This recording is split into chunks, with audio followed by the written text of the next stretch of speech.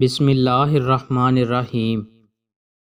حضرت مسروق رحمۃ اللہ علیہ کہتے ہیں، میں نے حضرت عائشہ رضی اللہ عنہما سے پوچھا، کون سا عمل عبادت نبی صلی اللہ علیہ وآلہ وسلم کو زیادہ پسند تھا؟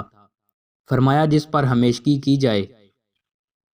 میں نے پوچھا، آپ صلی اللہ علیہ وآلہ وسلم رات کو تہجد کے لیے کب اٹھتے تھے؟ فرمایا، جب وہ مرغ کی بانگ سن لیتے۔ رسول اللہ صلی اللہ علیہ وآلہ وسلم سے پوچھا گیا، لوگوں میں سب سے بہتر کون ہے؟ رسول اللہ صلی اللہ علیہ وآلہ وسلم نے ارشاد فرمایا، ہر صاف دل زبان کا سچا۔ پوچھا گیا، زبان کے سچے کو تو ہم سمجھتے ہیں، صاف دل کون ہے؟ آپ صلی اللہ علیہ وآلہ وسلم نے فرمایا، پرہیزگار پاک باز، جس میں نہ کوئی گناہ ہو، نہ ظلم، نہ کینہ اور نہ حسد۔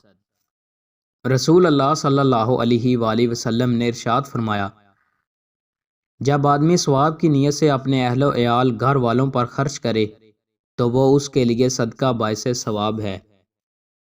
رسول اللہ صلی اللہ علیہ وآلہ وسلم نے فرمایا، جب کوئی شخص سو کر اٹھے اور پھر وضو کرے تو 3 مرتبہ ناک جھاڑے، کیونکہ شیطان رات بھر اس کی ناک کے نتھنے پر بیٹھا رہتا ہے، جس سے آدمی پر سستی غالب آ جاتی ہے، بس ناک جھاڑنے سے وہ سستی دور ہو جائے گی۔